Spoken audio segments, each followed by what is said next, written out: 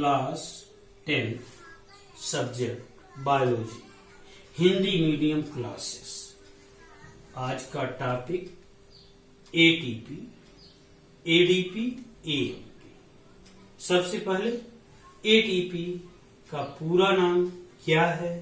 Adenosine triphosphate, अर्थात phosphate के 3 अणु। Try means 3।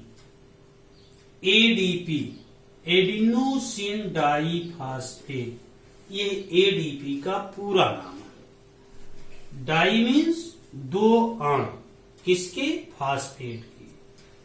Adenosine monophosphate AMP, mono means 1, अर्थात फास्फेट के 1 अणु। इस प्रकार इन तीनों के पूरे नाम दिए गए हैं। आगे आप fundamental from ATP, ADP, AMP. आगे आप एटीपी, एडीपी तथा एएमपी का निर्माण कैसे होता है ये देखेंगे। सबसे पहले एटीपी कैसे बनता है? एडीपी प्लस इनऑर्गेनिक फास्फेट के 1 अणु जुड़ने से इक्वल एटीपी का निर्माण होता है।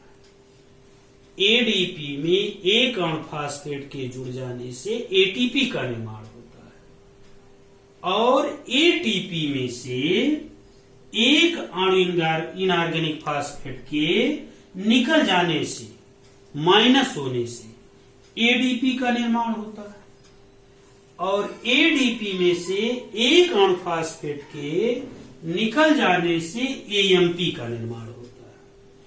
इस तरीके से कोशिकीय प्रक्रम में एटीपी, एडीपी तथा एएमपी का निर्माण सदन होता रहता है।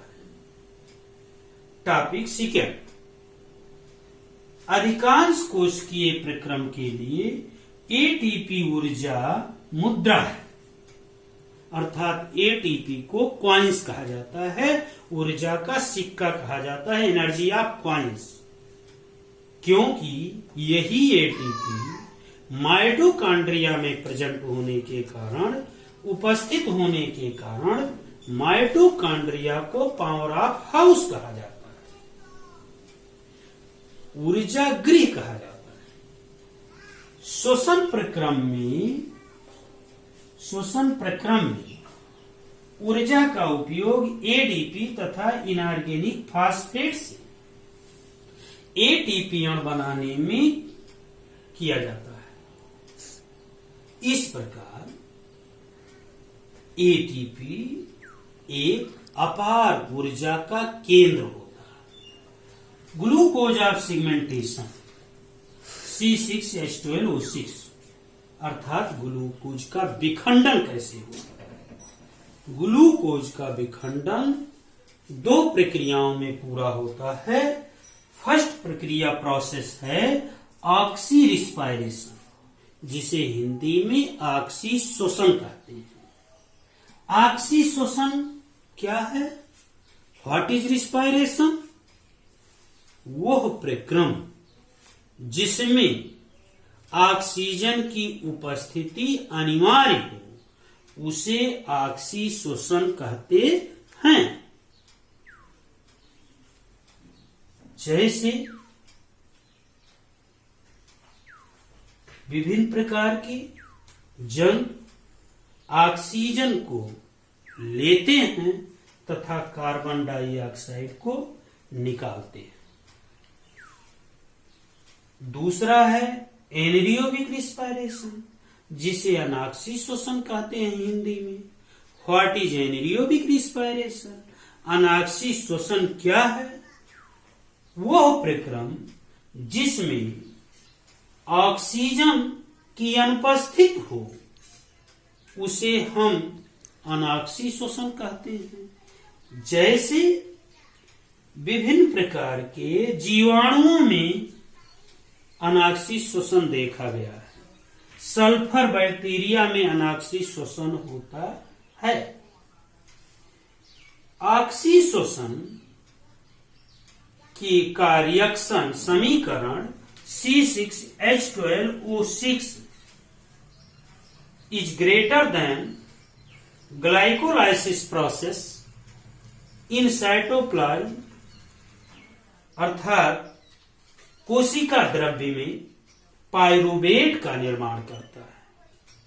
पाइरुवेट ऑक्सीजन की उपस्थिति में कार्बन डाइऑक्साइड तथा H2O plus 38 ATP and energy को बाहर निकालता है, जिसे ऑक्सीशोषण का समीकरण कहते हैं।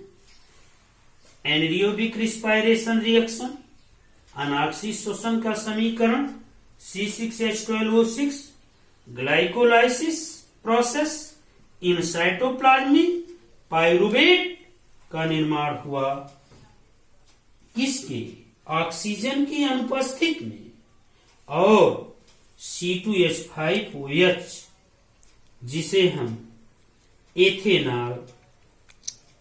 अल्कोहल कहते हैं, plus 2CO2 carbon dioxide plus 2 ATP।